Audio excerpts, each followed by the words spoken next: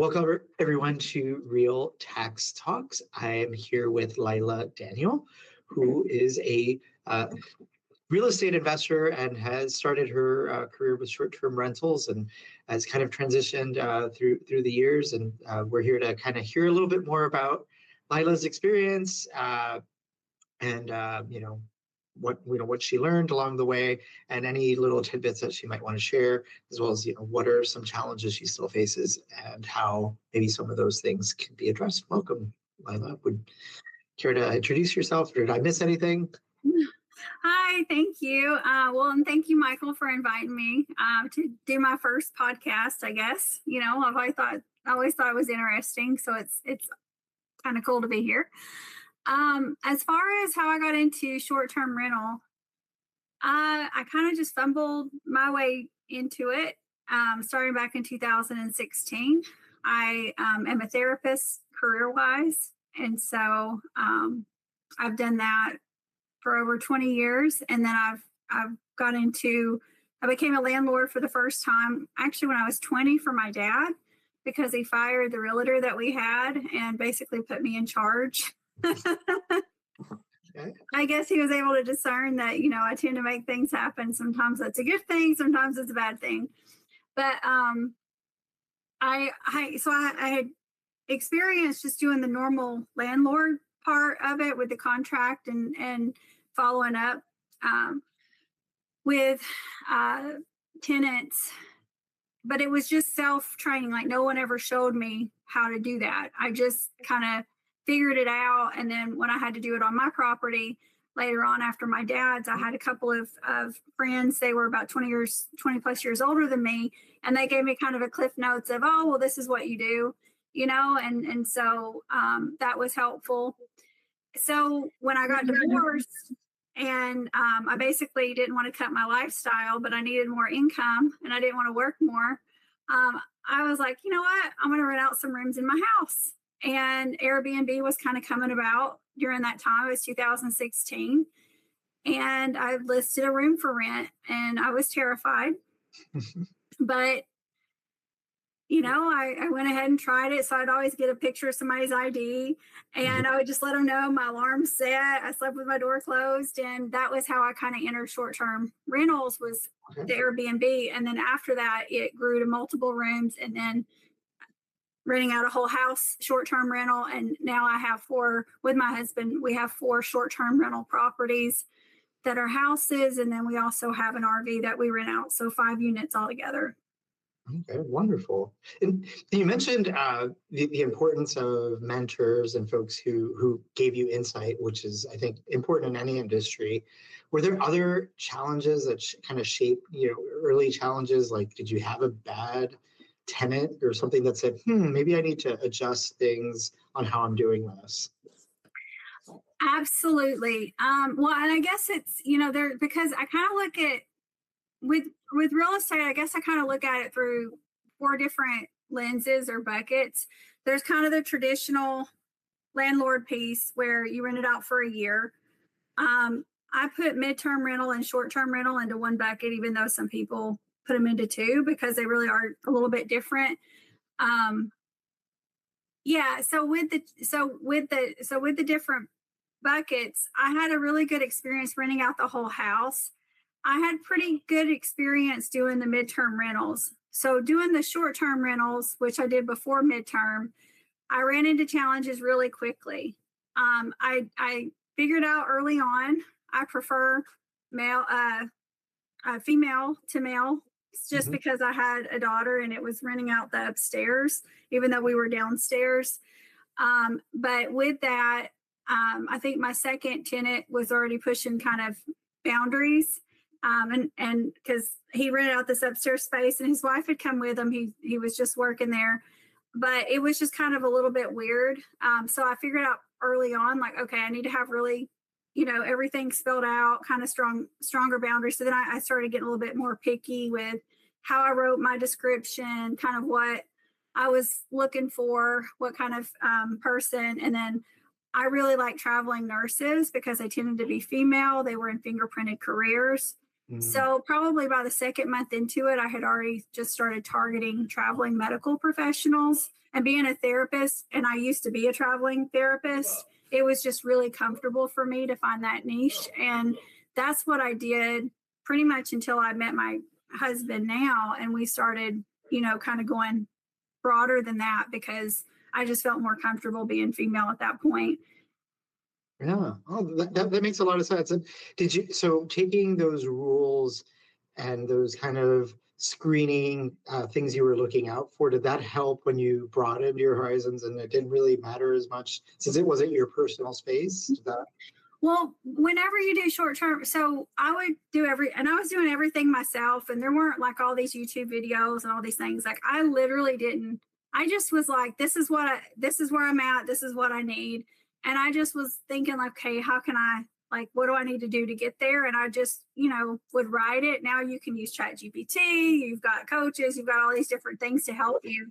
But I just basically pulled from I'm a therapist, and so I'm just kind of like keep it simple, keep it honest, and be very direct. And that tends to work for me. So if something feels a little weird, I just be like, I feel like you need to ask something, or hey, is something going on, or what can I expect from you? Or this is how I do it. Do you have any questions? What's your concerns coming in? What's your hope? So I would just try to have those clarifying questions from the beginning. And I found that made it easier. So then whenever we went to start renting with short-term rentals, I already had kind of an idea of guest concerns, what they're looking for. So it made it a little bit easier to write those descriptions to kind of make them feel more comfortable, because that's the biggest thing is they're uncomfortable too, because they're like, well, what if this, how do I know this person? How do I trust them? So it works both ways, where I'm trying to make sure I'm safe, but then I'm also trying to make sure the other person feels safe and comfortable. I'm trying to think about, well, what questions would I have, and answer as many of those before they arrive as possible. Excellent. Yeah. So definitely anticipating needs is important, and kind of understanding your market. That's interesting. And you mentioned earlier about, for you, midterm and short term were kind of lumped together. Why is it? I feel like short term is you're constantly replenishing folks, but midterm you could get folks for a couple of months. Does it really change it? Is it really the same, or is it really different? I mean, it is really different. I guess because I was doing both of them and learning to do both of them just consecutively. For me, they're together, but they are very different. They're different because most midterm rentals I'm doing a contract with, off of the OTAs and stuff, the forums. So if it's a 90+ day renter, for sure I'm doing a contract. But when I started out, I would be like, oh, we'll go to, just go book it on Airbnb, because that made me feel a little bit more comfortable. And then I would have folks that would stay there 2 weeks or their month, and they're like, hey, can I just, rent from you for X amount of months, blah, blah, blah.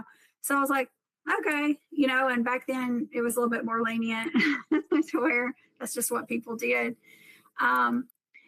So I've had a really great experience. My midterm renters are great. They're kind of my favorites.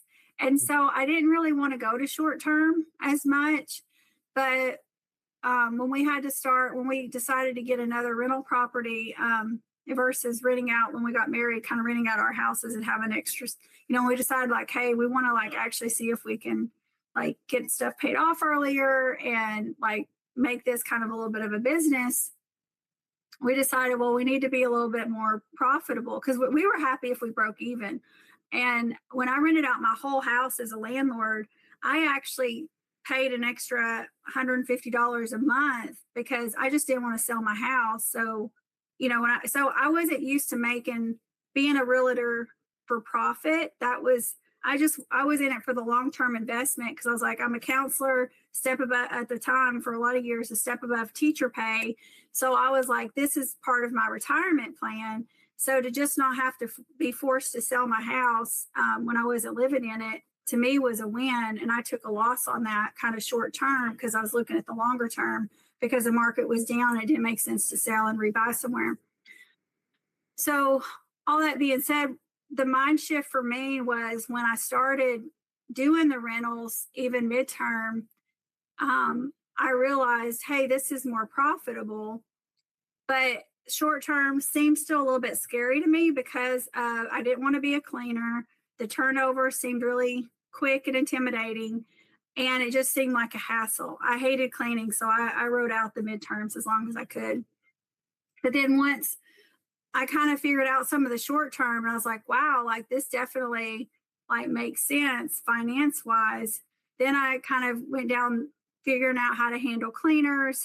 And one of the hardest things for me was like, how do you hire a cleaner? How do you fire a cleaner? And it took me about 3 years to figure out because I didn't research it. I was just like trying to be nice. And then I was a little too mean and strict. And so I like had to figure that part out.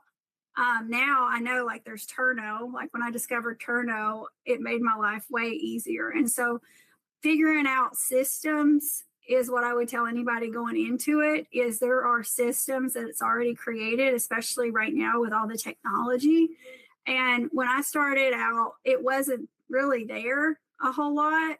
And then even once it was there, because I'm kind of I just do my thing.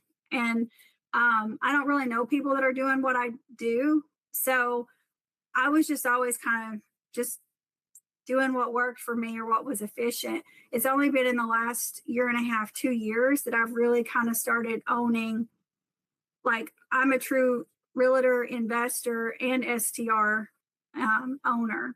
You know, it's been an identity shift. Interesting.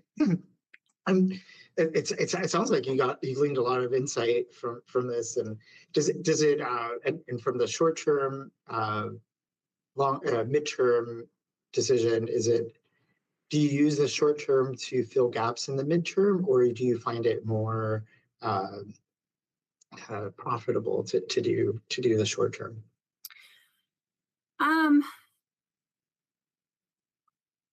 I did do that's kind of how I started out with the short term because I was comfortable with the midterm because it had a little bit more of the security.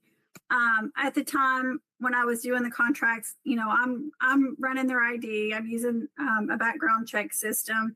I'm calling their employers, you know, so I would look for folks that generally needed a place for 3 to 12 months. And I'd say my average renter was probably about 7-8 months long.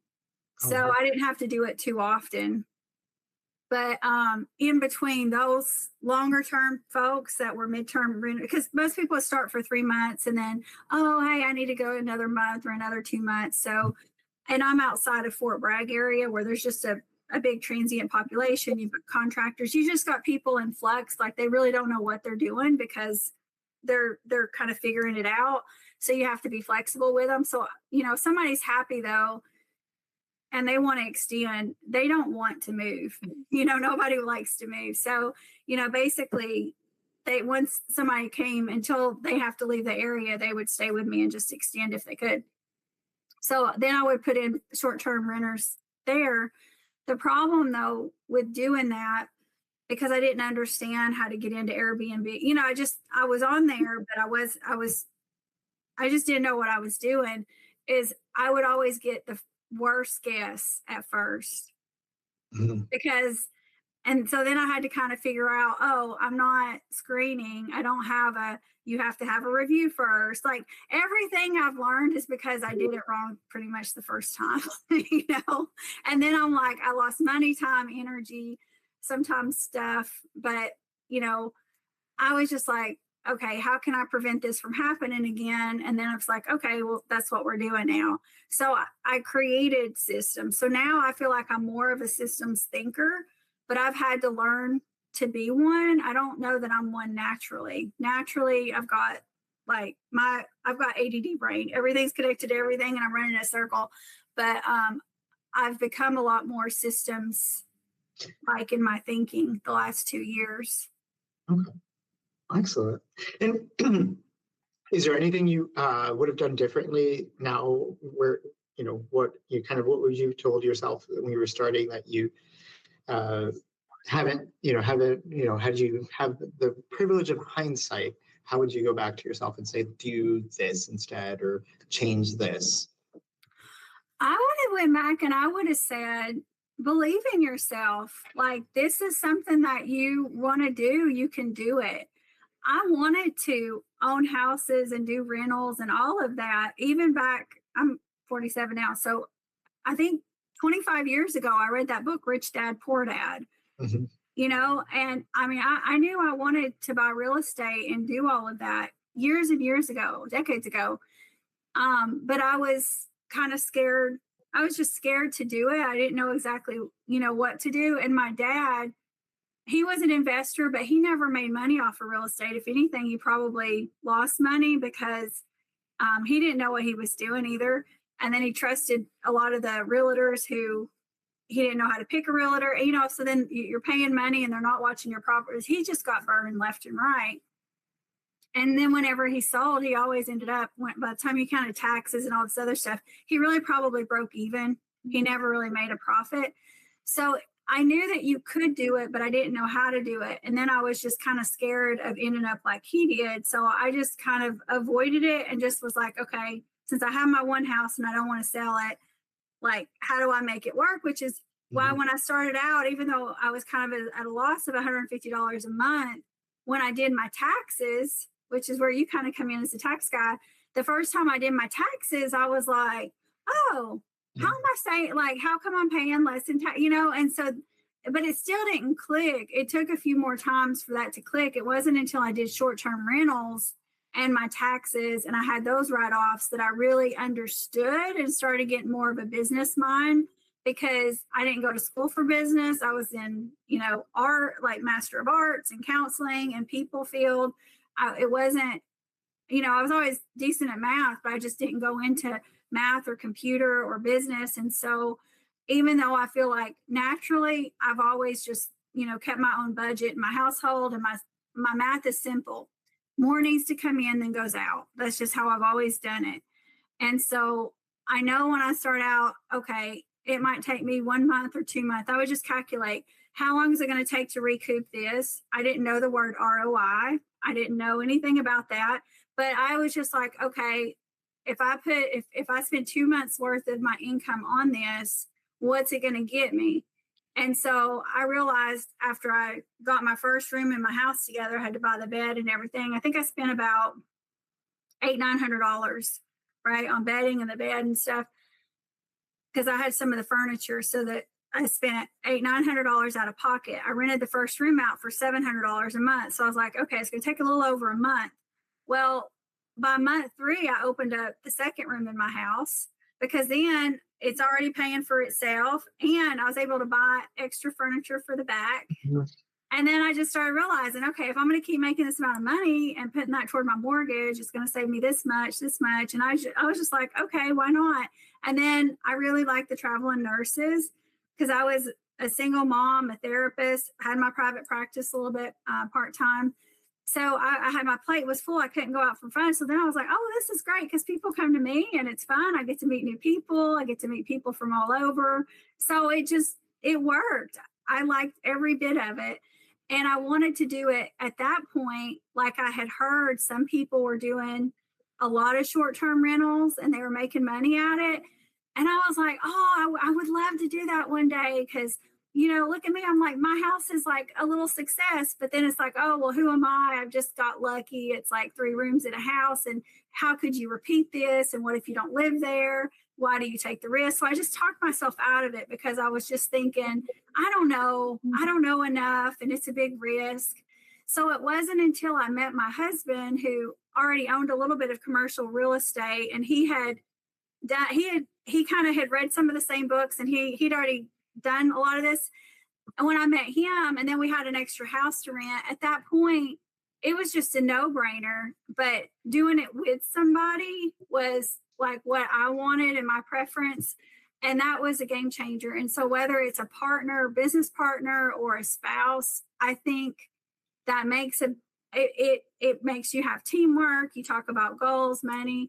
So like for us in our marriage, real estate investing was always a common denominator and part of our long-term retirement plan. And we talked about that like probably in our second week of knowing each other, and we got married pretty quickly. But we just came together on, hey, these are our goals, these are our finances, this is what we do, this is what I do, because everybody thought I was crazy. They would call me the Airbnb queen, even though I had like 2 or 3 rooms. But I was like, I'm an Airbnb hustler. That's like how I saw it. And so I would meet these people and they'd be like, you're a single mom and you let strangers into your house and you're a counselor. Like, what's wrong with you? Do you have boundary issues? And I'd be like, no. And I would explain like my system, and I would explain, like their fingerprinted careers. I checked their ID, and I was just kind of like, okay, everybody's not comfortable with that. That's fine. But it worked for me. And everybody then, like my friends and people that knew me, and then if they wanted to try it, they would come to me and ask me or whatnot. And so then it was just kind of fun because I could share it with my friends. That's amazing. And there's 2 things you've mentioned so far. I mentioned earlier the mentorship, having the mentoring, and you're now paying it forward, right? So those are common themes that I hear when I talk to other people about being mentored by someone else, or actually them paying it forward. You mentioned also the other theme I hear a lot from people is about starting earlier, or having fear about starting, or analysis paralysis, or being risk adverse. Those are really common themes that I hear. And I also then hear a lot of what you kind of alluded to in the middle there about, well, how does this impact my taxes? How am I taking this from a long-term plan, right? I'm going to make money. What's my exit? How do I account for my potential tax?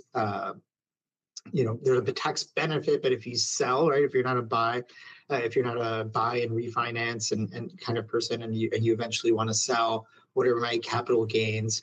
And in fact, one of the guests I've had mentioned, I don't invest in anything if I don't have my tax strategy into it. And actually, and I applaud that, right? Because that's sort of, if you're looking at it from a pure gain, yes, you may have made a lot of money. And in your case, obviously, where you're at now, without having sold any of the properties, you're doing well, because you are, like you mentioned, you had your $150 you were losing a month from your actual cash flow, but had you been making money, you still would have been tax advantaged, right? So in that case, we're losing $150 is probably likely less than the tax advantage. But imagine if you were making money and saving money in taxes, and that's really the strength and power of not just investing in real estate, but understanding what are these levers that you can pull, because you have depreciation, right? Depreciation is definitely was helping. It doesn't actually do anything. I learned about depreciation from my husband. And when he first told me about it, I didn't believe him. I thought he was cheating. I'm like, you can't, like, that can't be true. Like, and so if I would have went into all this on my own, I probably wouldn't have been very successful, because I wouldn't have been, but and he was like trying to explain, and I refused to take appreciation, let my house be depreciated, I think until like 2 years ago. I'm like, no, we can do your property. We're not doing mine. Because I didn't understand it. It took me a while. And then I'm still sitting back waiting for consequences. I'm telling you, like, if I can come into this and figure it out, like anybody that really wants to do it, if like you can, it's like, if you trust that you can figure it out and you're not afraid to do research, like you can figure it out. Absolutely. Yeah. And now there's even more, more levers of things that you could do. Because, we talked about, you have resources, right? You're right. You have resources for all of these things, but we talked a little bit about depreciation. There's, other elements to that, like cost segregation studies, for 2026, they brought back bonus depreciation, so you could accelerate the depreciation. Actually, since 2025. On some of these things, and if you have a major gain because you sold a property, and you could kind of do that. But yeah, there's definitely opportunities there. Cost segregation studies are really fun too, and I think uh, You not sure if mentioned you guys have done, you yeah. you mentioned that before, and now what exactly is that? Uh, so what happens is if you have a residential property, and generally you would go and depreciate it over 27 and a half years, and the building portion of it, right? So if you own a house, there's a land value and there's a building value. The building, you would just say 27 and a half years and you're done. But if you do a cost segregation study, you take that same value and you determine what are items that can be depreciated in shorter timeframes because their useful life are shorter.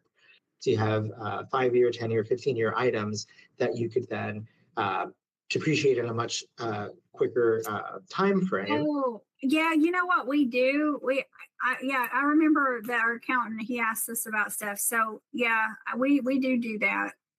Now, that does happen a lot for people, not necessarily when they buy, because generally it's an engineering report. You need to have someone who produces a report that itemizes these things so that you will have something that's defensible in front of the IRS if you were to get audited in the future. But as time goes on and you replace a roof, you can't just say, hey, IRS, I'm going to write off that $15,000 roof, right? You've got to depreciate it over the life of that. So that's something that does happen as on an ongoing basis. The cost segregation is generally done at the beginning.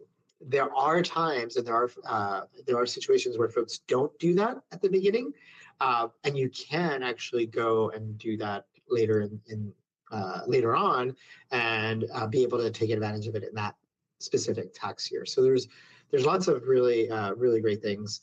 And then when you sell real estate, you've got the 1031 exchange that allows you to just kind of kick the can down the road, which is what all of this stuff is doing, right? You depreciate because you're basically saying, I'm going to push my taxes to the future because in the future, I'm going to find some other way to kick it further down the line. But if not, I anticipate that my tax rate will be much lower at that point in time. That's kind of what you're doing with all that. Is just you're delaying. It's not paying, just not paying right now, so that you can be in a much better place.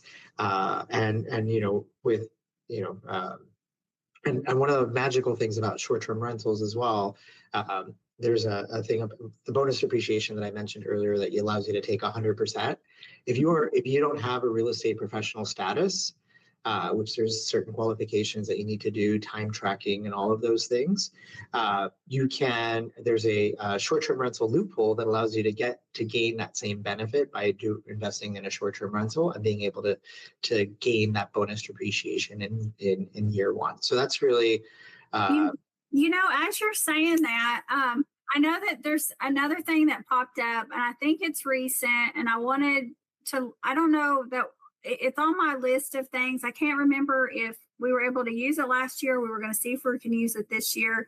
But because we put more than 25 hours towards it a week, isn't there a way that we can also get that pay that there's supposed to be some kind of deduction for our time or something like that? I forget what it is. I had written it down. I completely forgot about it till you just said that. And I think it's newer. You were talking about? So, I mean, the real estate professional status is the one where you need like 750 hours a year. Maybe that's Yeah. what it is. Yeah. And so if you're involved in real estate and there's some great tools, there's an app called Reps Tracker, REPS, for real estate professional status, and where you can track your time and the things that you're doing. And it doesn't all, sometimes people are like, well, I have a real estate license. Like, yes, but you still have to account for having this minimum number of hours, and it should be more. It's actually, I think, closer to 50% of your time in order to gain that. Yeah. Yeah. So, because with my husband, because he definitely does that. He's basically because I'm with patients a lot, so he's the one that is kind of boots on ground with a lot of the stuff. So with that, so what's that app? Because I want to write it down again. It's Reps Tracker, REPS. Yeah. Okay. No, I'll get that for him. I didn't know that there was one. that Yeah. I didn't know you were supposed to like actually write down the hours, but that would be super easy. And the thing with IRS is they want you to contemporaneously uh, take have records, right? You're not kind of coming back after the fact, like, yeah, I spent those hours. Let me get you the list. You want to be able to say, like, here's my list. Mhm. And you can do it in Excel too, right? You can write it down on a log, like I drove this many miles, I drove this many hours, or whatever, to get that. But this allows you to do it in an app, so it makes it a lot easier because you're not thinking about it. You just pop the app, say, I'm researching, and you're doing activities that are related to real estate. It doesn't necessarily even have to be with your current properties. It could be about future properties. You could be investigating some of these tax benefits. You could be investigating, you could be work as long as you're actively working in real estate. That's really the Mhm. ultimate key. Uh, Yeah, uh, that's pretty much. I mean, he does a lot of that. He because besides our, our rentals, he's got he's got two commercial properties that he also has to help out, two and a half. So he's got stuff with that. So real estate takes up a lot of our time, but we definitely like it. And our strategy with real estate basically is buy and hold. We're not flippers, and we've not even done a 1031 yet. We've talked about it, but we kind of just fall in love with our properties because we like to fix them up, and then we get attached to them, and we don't want to let them go. I think that's wonderful, and I think if you enjoy it, if you're enjoy, there's much to be said about, yes, you need to make money, but it's also really nice to enjoy, right? There's probably aspects you don't enjoy, having to deal with plumbers and backed up toilets and things like that, but Mhm. but enjoying it overall is a wonderful thing, because what does it matter if it doesn't add to your other buckets of not just money, right? That's another thing. Uh, well, it's been wonderful chatting with you. I don't know if there's anything else you think that people might find a little nugget of information that they may find useful as they either begin or continue their journey in real estate investment that you'd like to share. Well, I mean, I think it would be if somebody's wanting to do real estate to just have that honest conversation with themselves of what are they good at, because some people are really good at building and making, like some people would be really great flippers because they've got those skills, right? Some people aren't good with people, in which case you might not want to do the hospitality piece but if you contract out too much stuff, you're not going to make money. It's going to take your profit. So think about what you're good at and what you enjoy. And then, that's what you'll get paid for. Like you should get our time on earth is short. You should get paid to do what you enjoy. And so, go in there's so many different directions you can go in real estate, but go into directions that's playing to your strengths. Absolutely, and I think that's true of everything. But yes, picking your niche, Mhm. that's right. That's a wonderful bit of information. Laila, thank you so much for Thank joining you. me today, and it's been wonderful chatting with you. And all the best. Bye All bye. right. Thank you.